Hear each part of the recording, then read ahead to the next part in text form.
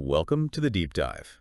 Today, we're tackling a skill that's often overlooked, but incredibly potent, True. listening. That's right. You've shared some fascinating material highlighting how truly hearing others, rather than just, waiting for your turn to speak, can fundamentally change your interactions, both at work and, well, everywhere else. It really can.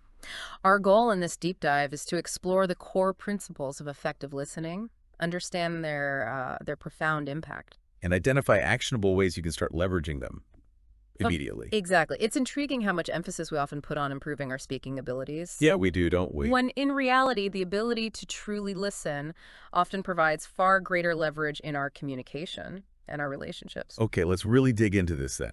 Your sources begin by establishing listening as the very foundation, the bedrock, really, of human connection. It's not just polite, it's fundamental. So why is that? Well, consider the underlying mechanism. When someone feels genuinely heard, it validates their thoughts, their feelings. It fosters that sense of being understood and valued. And that emotional connection, that's the bedrock upon which strong relationships are built. The material neatly outlines three immediate benefits of good listening. It mentions making friends quickly. Which everyone wants, right? Yeah. Becoming a better conversationalist, and crucially, showing genuine interest, which naturally draws people to you. It sounds, I don't know, almost too simple. Well, the outcomes might seem straightforward, but the underlying psychology is quite powerful. How so? For instance, when you actively listen, you're signaling empathy, attentiveness. This nonverbal communication of care builds trust, builds rapport, much faster than just, sharing your own stuff. Makes sense. And a good conversationalist isn't just someone who talks well, but someone who skillfully guides the exchange by actively engaging with what others are saying, really hearing them. Okay. On the flip side, there's some pretty stark consequences to poor listening. The sources point out being disliked, even ridiculed, irritating customers and losing their business. That's a direct hit to the bottom line, Absolutely. and generally making a poor impression by coming across as self-absorbed. We've all encountered people like that, haven't we? Oh, indeed. And these consequences underscore the significant social and professional costs. Like what? Think about the impact on a team environment if a leader consistently just dismisses employee feedback. Yeah, terrible for morale. It can breed resentment, stifle innovation, and in customer interactions, feeling unheard can be a primary driver of dissatisfaction. And churn, they just leave. So how are companies that really get this actually using listening to their advantage? The material gives three specific examples. First, heavily relying on customer feedback and reviews. Constantly refining their offerings based on that. Right. The key insight here isn't just collecting the data, though. It's the active analysis, the interpretation of that feedback. You mean looking deeper? Exactly. Companies that excel at this look for patterns, identify recurring pain points, and prioritize changes based on what they're truly hearing from their customer base. It's a continuous loop. Listen, improve, listen, improve. Okay, second winning strategy. Actively engaging with customers on social media. Addressing concerns promptly.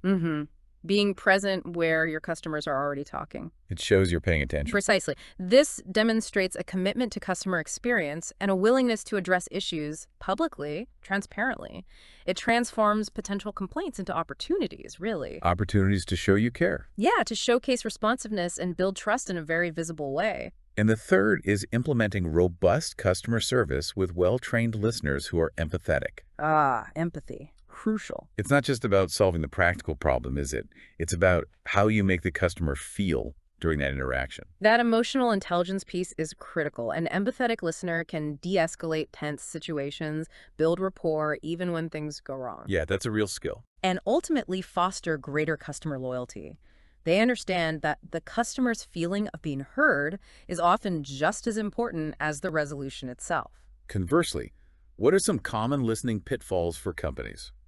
The sources mention hiring poor listeners? Oh, the interrupters. Exactly. People who interrupt, irritate customers, a universally frustrating experience. I think we can all agree. Absolutely. These negative interactions can actively damage customer relationships, tarnish a company's reputation. It's a frontline failure with significant ripple effects. Another mistake is simply ignoring customer complaints or feedback, which, as we said, pretty much guarantees those customers will take their business elsewhere. It's like shouting into the void, isn't it? Totally. This reflects a fundamental devaluation of customer insights.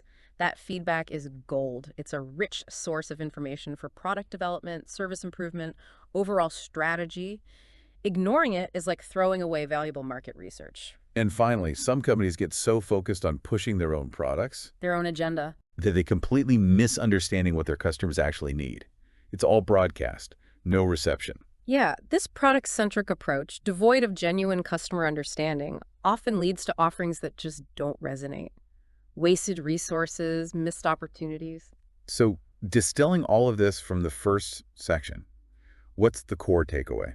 The essential understanding, I think, is that in every interaction, casual chat, crucial business negotiation, whatever, consciously prioritize truly hearing and understanding the other person's perspective. Just to stop planning what you're going to say next. Exactly. Set aside your own internal monologue for a moment and focus fully on what they are conveying, both verbally and, non-verbally too. Okay, let's move to the second area your sources highlight. The power of showing genuine interest and, something many find challenging, remembering names. Ah, yes, names. So important. It's about making that individual feel truly seen, valued. It's remarkable how these seemingly small acts of attention can create such a profound impact on relationships, on how others perceive us. They tap into a fundamental human desire, really. The desire to feel significant. Exactly. The benefits of good listening here seem pretty clear. Making others feel important by being genuinely interested in what they say. Not faking it. Genuine interest. Right. Making them feel significant by remembering and using their name, as they say. It's the sweetest sound. It really is. Makes a huge difference. And making conversations much more engaging by focusing on their interests, not just your own. That last point about focusing on their interests is key for building rapport. It signals you value their perspective, their experiences. Makes the whole thing more enjoyable for them. Definitely. And more memorable. It shifts the dynamic from a monologue, which is boring, to a genuine exchange. And the consequences of poor listening in this realm. Appearing self-centered, uninterested. Which nobody likes. Making people feel unvalued if you forget or mispronounce their name, a real social faux pas. Oh, that's cringeworthy, isn't it? For both people. Forgetting a name can make someone feel like they just weren't important enough to remember, even if that wasn't your intention. And frankly, boring others by constantly steering the conversation back to yourself. Me, me, me. Yeah, consistently talking about yourself signals a lack of reciprocal interest, creates distance, negativity. So how are forward-thinking companies leveraging this? One way is through personalized communication, showing they're paying attention to individual preferences, past interactions. This level of personalization demonstrates that the company sees the customer as an individual, unique needs, unique desires, not just a generic consumer. Makes them feel known. Known and understood. It fosters that connection. Another effective tactic. Trading sales teams to actively inquire about customer needs and goals. So they can offer truly relevant solutions instead of just pushing a one-size-fits-all product. Right. It's about understanding the customer's problem before offering a solution. Exactly.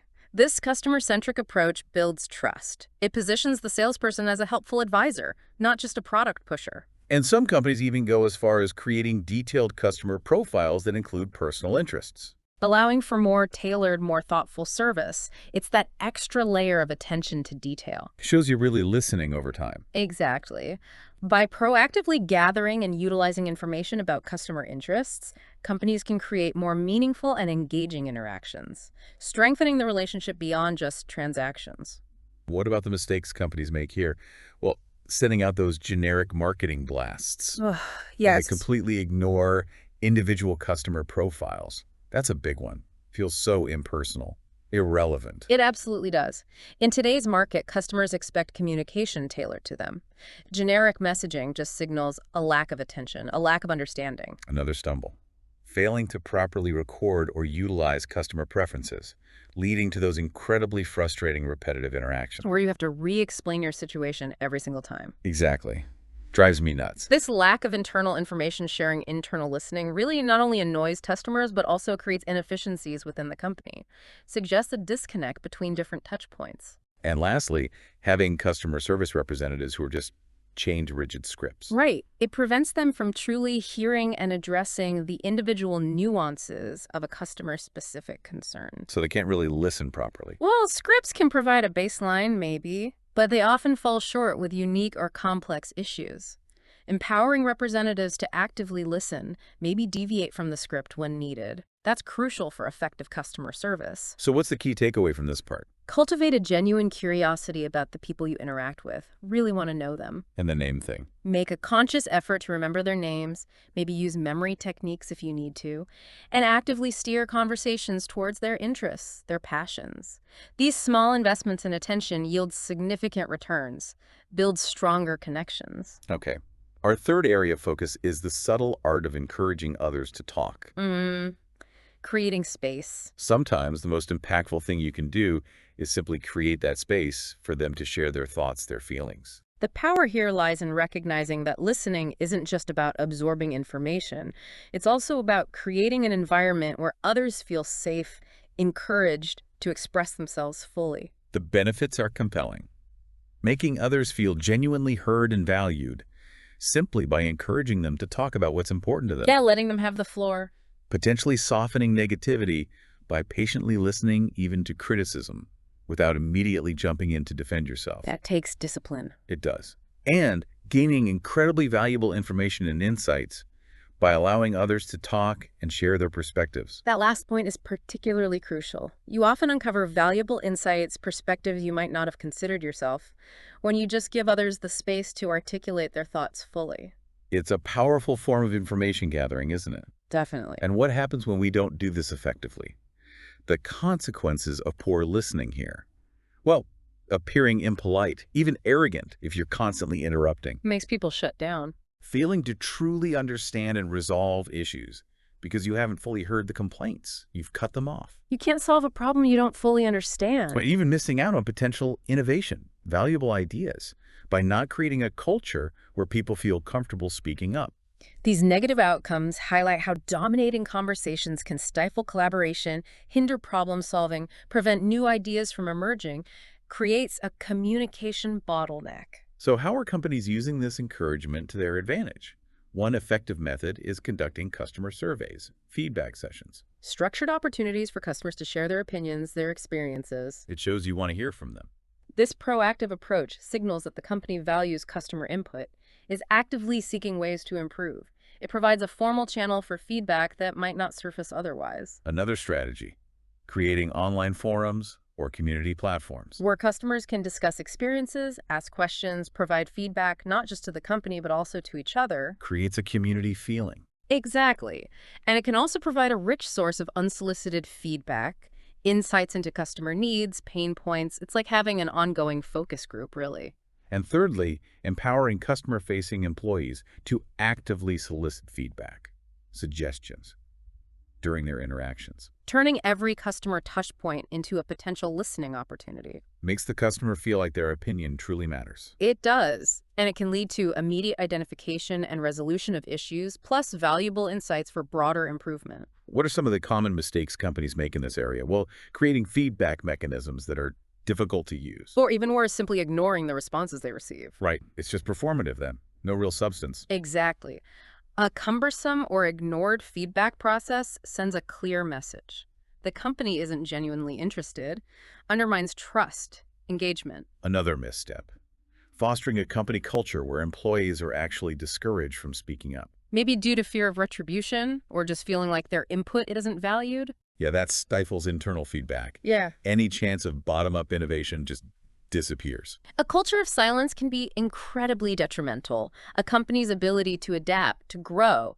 Valuable insights from those on the front lines are often lost. And finally, not providing sufficient time or training for employees to actively listen.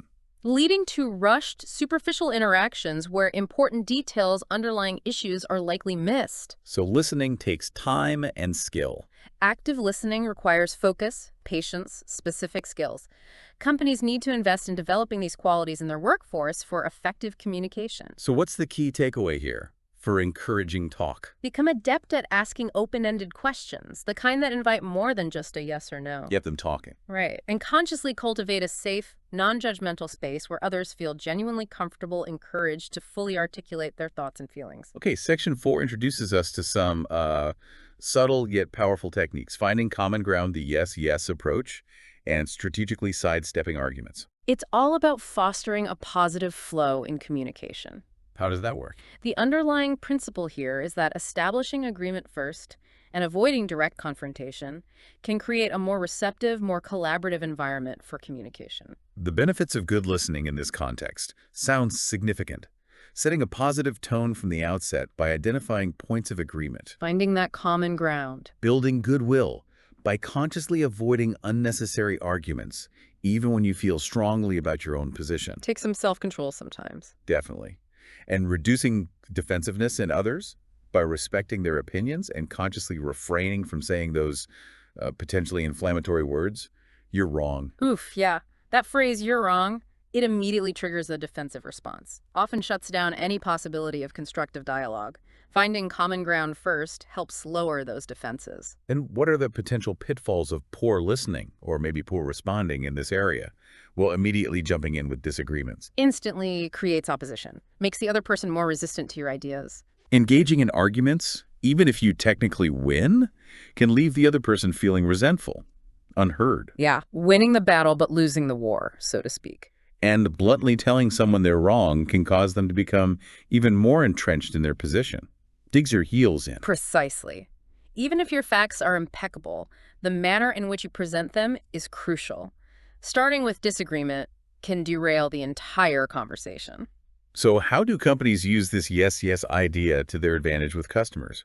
One key strategy is actively acknowledging and validating customer concerns. Even if they don't perfectly align with the company's perspective, a simple, "I understand why you feel that way," can be incredibly powerful. It shows empathy, right? Exactly. It demonstrates empathy, makes the customer feel heard, understood, even if the ultimate resolution isn't exactly what they initially hoped for. Builds trust, shows respect for their feelings. Another effective tactic, focusing on identifying areas of common ground, shared objectives. Yeah. Especially when problem solving or negotiating. Asking, "What do we both agree on here?" This collaborative approach helps build momentum, creates a framework for finding mutually beneficial solutions, shifts the focus from adversarial positions to shared goals. And thirdly, training customer service teams to use empathetic language that acknowledges the customer's viewpoint. This can be instrumental in de-escalating potentially tense situations, fostering positive interactions. That empathetic language validates the customer's experience. It does. And it can transform a negative encounter into an opportunity to build stronger customer relationships. Shows the company cares about more than just the transaction. What about the mistakes companies make here? Well, adopting a defensive posture right from the start when receiving complaints. Major misstep. Immediately puts the customer on the offensive. A defensive response can make customers feel like their concerns are being dismissed or that they're being blamed. Just makes things worse. Another common error? Using confrontational phrases like, "you're wrong," or even the slightly softer but still dismissive, "actually." Ugh. Actually, yeah, those phrases can instantly damage rapport, undermine the customer's confidence, make them feel invalidated. It's a communication barrier. And finally, prioritizing being right over actually resolving the customer's issue. Classic mistake. Winning an argument doesn't necessarily win you a loyal customer. So true. Ultimately, customer satisfaction, relationship preservation, those should be the primary goals, not simply proving a point or sticking rigidly to internal policies. So the core takeaway from this section on agreement and avoiding arguments. Consciously seek out points of agreement in your interactions. Find that common ground first. Strategically guide conversations towards mutual understanding, and make a deliberate effort to avoid direct contradiction or getting drawn into unproductive arguments. Focus on collaboration over confrontation. Makes sense. Our fifth section explores the surprisingly potent effects of admitting mistakes readily Humility. and consistently initiating interactions with a friendly demeanor. Humility and warmth, they can be remarkably effective. The interesting dynamic here is how admitting fault, which might seem like weakness, can actually build trust and respect. Counterintuitive, maybe? A little. And a friendly opening just creates a more positive, receptive atmosphere for whatever comes next. The benefits of, let's say, listening to yourself and admitting mistakes are compelling. Swiftly and sincerely acknowledging when you're wrong can often diffuse arguments Takes the wind out of their sails. and even inspire a sense of fairness in the other party. Furthermore, simply starting an interaction with a friendly, approachable attitude naturally creates a more positive, productive environment. Sets a positive emotional tone for the whole interaction, makes the other person more open, more willing to collaborate. And finally, as the old saying goes, you really do attract more positive outcomes with kindness and warmth than with hostility. The whole honey versus vinegar thing. Absolutely. Conversely, what happens when we fail to listen or act this way? Stubbornly refusing to admit errors can prolong conflicts, significantly damage relationships. Makes you look difficult, untrustworthy. Starting an interaction confrontationally, unfriendly, almost invariably leads to a negative outcome, sets the wrong tone immediately. Gets things off on the wrong foot. And, in a professional context, consistently displaying belligerence, poor interpersonal skills that can ultimately hinder career progression, leadership potential. These negative consequences really highlight the crucial role of humility and a positive attitude in both personal and professional success. Being difficult, unwilling to admit mistakes, creates significant interpersonal friction. So how do successful companies leverage these principles? One key strategy is establishing a clear, easily accessible process for customers to voice complaints and concerns. Making it easy for them to be heard even when things go wrong. This demonstrates a willingness to hear about problems, take responsibility. Shows you're not hiding. Right. A transparent, user-friendly complaint process signals the company values feedback, even negative feedback, and is committed to addressing issues. Another important tactic. Empowering employees to genuinely apologize and take ownership when mistakes occur. A sincere, "we apologize for the inconvenience," can go a long way in rebuilding trust. That willingness to take responsibility builds customer confidence, shows accountability. Turns a negative into a positive, potentially. It can turn a negative experience into an opportunity to demonstrate good service recovery. And finally, proactively reaching out to customers in a friendly, helpful manner, even when there isn't a specific issue. Just checking in. Yeah, that can significantly strengthen customer loyalty, build positive relationships. It's about creating positive touch points beyond just the transactions. That proactive engagement demonstrates the company values the relationship, is invested in their ongoing satisfaction, fosters goodwill. What about the common mistakes companies make here? Well, making it difficult or cumbersome for customers to complain or give negative feedback. Major red flag. Suggests they're not truly open to hearing criticism. Barriers to feedback prevent the company from learning from its mistakes, improving. Creates a perception of arrogance, indifference. Another significant misstep, when companies or their reps attempt to shift blame onto the customer when something goes wrong. Oh, that's terrible.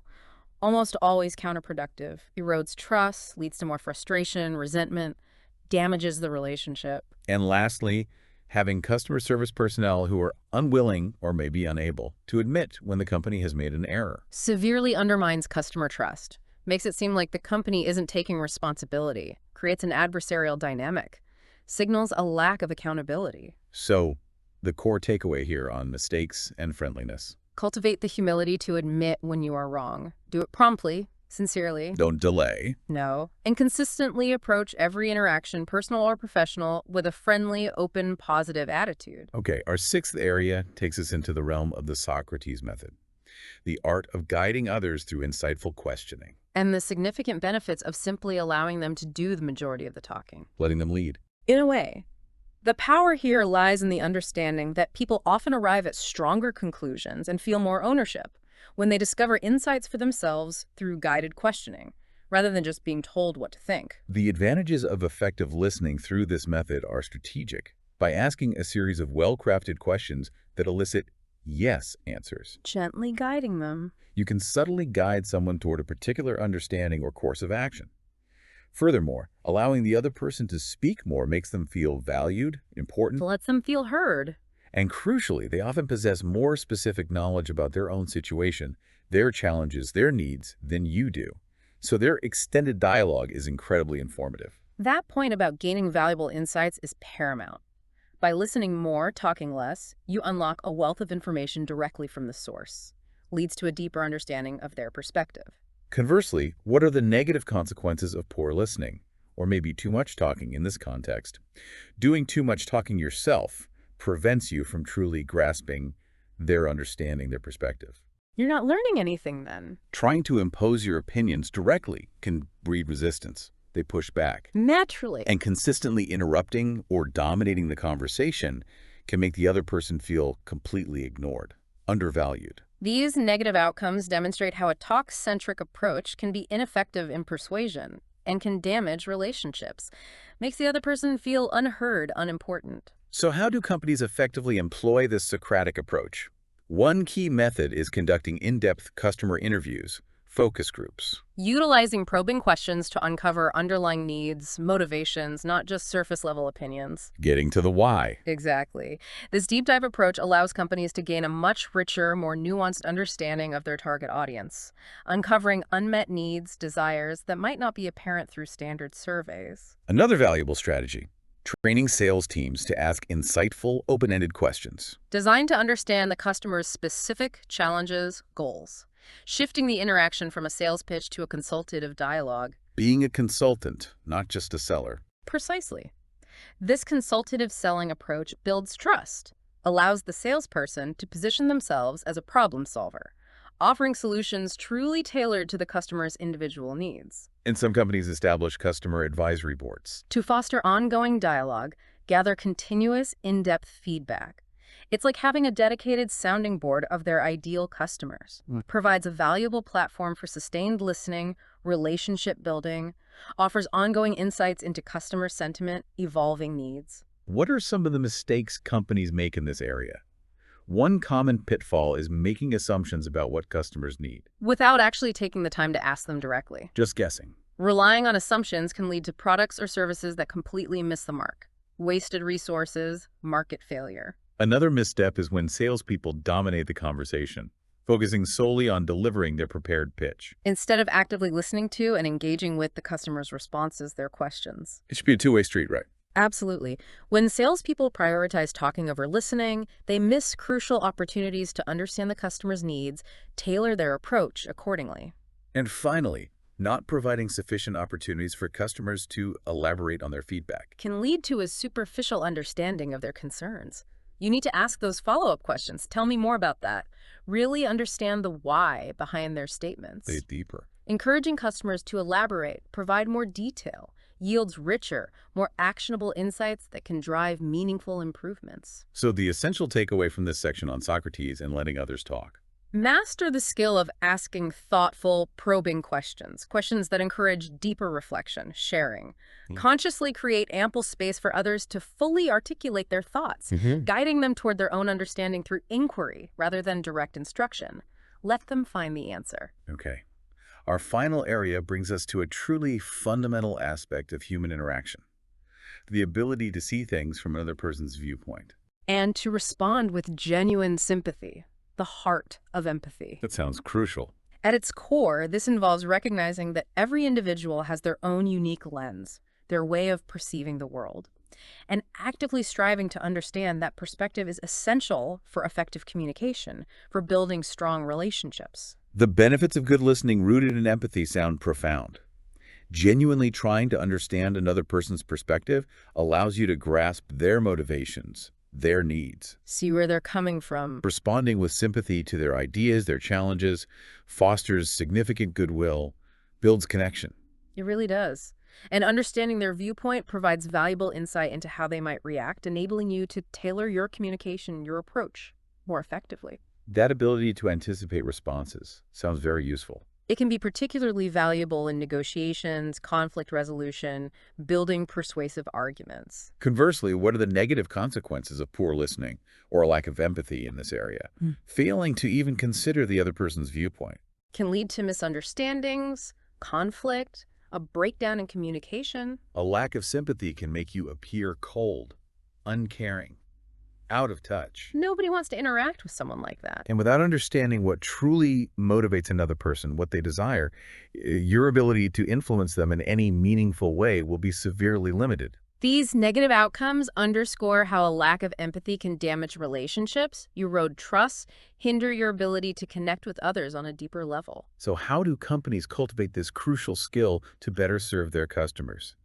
One powerful strategy is implementing comprehensive empathy training programs for employees. Teaching them how to actively listen, understand emotions, respond with compassion. That's early work. Empathy training can lead to more positive, productive customer interactions. Increased customer satisfaction, stronger brand loyalty. It's an investment. Another effective tactic, creating detailed customer journey maps. Visualizing the entire customer experience from their perspective, identifying potential pain points, emotional touch points, opportunities for empathetic engagement. Helps you walk in their shoes. Exactly. Understanding the customer journey allows companies to proactively address potential frustrations, create more positive, supportive experiences at every stage.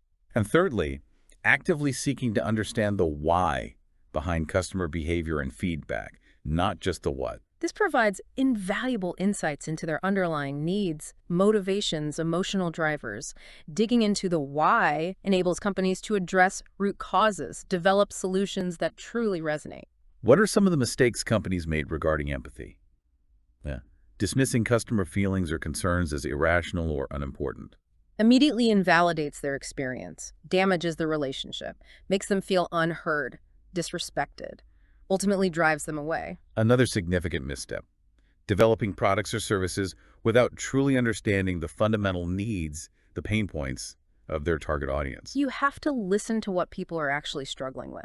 Failing to understand those needs often results in products or services that don't meet market demand. They just fail. And finally, responding to complaints in a rote, scripted, or unsympathetic manner. Can significantly escalate customer dissatisfaction. A genuine expression of empathy, even if you can't give them exactly what they want, can often turn a negative experience into an opportunity to build stronger loyalty. Whereas an unsympathetic response Makes customers feel like just a number, that the company doesn't genuinely care about their well-being or satisfaction. So the final crucial takeaway from our discussion on listening and empathy. Make a genuine, conscious effort to step into the shoes of the other person. Strive to understand their feelings, their needs, their perspective, and respond with empathy, compassion, genuine consideration. Now, your sources also featured a really compelling story, an entrepreneur named Alex Thorne. Ah, yes, Alex's journey. His story provides a fantastic real-world illustration of all these principles in action. Initially, Alex was all about broadcasting. His sales pitches were essentially monologues. Just talking at people. Yeah. And he dominated every team meeting. Unsurprisingly, this led to, well, lackluster sales and a disengaged, unmotivated team. Alex's initial approach, while maybe driven by passion, and a desire to share his vision, it lacked that crucial element of understanding, engaging with the perspectives of others. The material paints a clear picture of the internal environment before Alex embraced listening. He basically dictated meeting agendas, dismissed employee feedback without real consideration, Just brushed it off. imposed his own solutions for conflicts, issued orders without providing context or explanation. Just do it. And rarely offered any appreciation or recognition to his team. It sounded like a pretty stifling atmosphere. Definitely. Such an environment can severely stifle creativity, erode morale, lead to a disengaged, unproductive workforce. Employees feel undervalued, minimized, and the external environment wasn't much better, was it? His sales pitches were long, product-focused lectures, ignored customer needs. Negotiations were adversarial, win-lose. Customer service adhered to rigid scripts. No room for empathy. Market research was minimal, based on his own assumptions. And partnerships were strained due to a lack of mutual understanding, compromise. Alex's external interactions were characterized by a focus on his own agenda, not understanding others, created friction, hindered mutual benefit. The pivotal moment, thankfully, came when Alex recognized the need to fundamentally shift his approach. Prioritize listening. It's often that first step towards significant positive change, isn't it? Recognizing the limitations of your current approach, being open to change, crucial for growth. So what were the tangible changes internally after Alex began actively applying these listening principles? Well, he started genuinely seeking input from his team, actively listening to their concerns, their ideas. Instead of dismissing them. Right. He facilitated discussions to resolve conflicts collaboratively instead of just imposing solutions. He started asking for their input on strategies, approaches. Empowering them more. Exactly. And significantly, offering sincere, specific appreciation for their contributions. This shift fostered a more collaborative, supportive, empowering internal environment. Employees felt valued, heard, became more invested. And externally, the transformation was equally significant, right? His sales pitches evolved Into genuine conversations, focused on understanding the customer's specific needs, challenges. Negotiations shifted towards finding mutually beneficial agreements. Win-win. Customer service was empowered to truly listen, creatively solve problems. He initiated thorough market research, actively listening to market trends, customer feedback, Stopped assuming he knew best. and partnerships were built on a foundation of mutual understanding, respect, shared goals. By prioritizing others externally, Alex built stronger, more sustainable relationships, led to more successful, mutually beneficial outcomes. And the results really speak for themselves. Alex's company experienced significant growth, success. His team became more engaged, innovative, sales figures skyrocketed, customer loyalty increased dramatically, partnerships flourished. It's a compelling real-world example of the profound impact of shifting from a talking-centric. To a listening-centric approach. In all aspects of business, Alex's journey is a powerful testament to the fact that true success often stems not just from effectively communicating your own ideas. But from deeply understanding and valuing the perspectives of others. Exactly. Alex's story and the wealth of principles we've explored today powerfully illustrate that listening isn't passive. It's not just sitting there quietly. No, it's a dynamic, incredibly valuable skill. And when honed, it can unlock remarkable potential in all areas of your life. As you reflect on our deep dive today, maybe think about your own interactions, professionally, personally. Where could you apply some of these takeaways? Yeah. What subtle yet significant shifts might you observe if you focused just a little more intently on truly listening? This exploration has hopefully provided some valuable insights. And maybe even inspired you to cultivate your listening skills, starting right now. So, thinking back over everything we discussed, what stands out to you as maybe the most impactful insight, and how might you, or our listeners, put it into practice in the days ahead? Welcome to the Deep Dive. Today, we're tackling a skill that's often overlooked, but incredibly potent, listening. That's right. You've shared some fascinating material highlighting how truly hearing others, rather than just, waiting for your turn to speak, can fundamentally change your interactions, both at work and, well, everywhere else. It really can. Our goal in this deep dive is to explore the core principles of effective listening, understand their profound impact. And identify actionable ways you can start leveraging them immediately. Exactly. It's intriguing how much emphasis we often put on improving our speaking abilities. Yeah, we do, don't we? When in reality, the ability to truly listen often provides far greater leverage in our communication and our relationships. Okay, let's really dig into this then. Your sources begin by establishing listening as the very foundation, the bedrock, really, of human connection. It's not just polite, it's fundamental. So why is that? Well, consider the underlying mechanism. When someone feels genuinely heard, it validates their thoughts, their feelings. It fosters that sense of being understood and valued. And that emotional connection, that's the bedrock upon which strong relationships are built. The material neatly outlines three immediate benefits of good listening. It mentions making friends quickly. Which everyone wants, right? Yeah. Becoming a better conversationalist, and crucially, showing genuine interest, which naturally draws people to you. It sounds, I don't know, almost too simple. Well, the outcomes might seem straightforward, but the underlying psychology is quite powerful. How so? For instance, when you actively listen, you're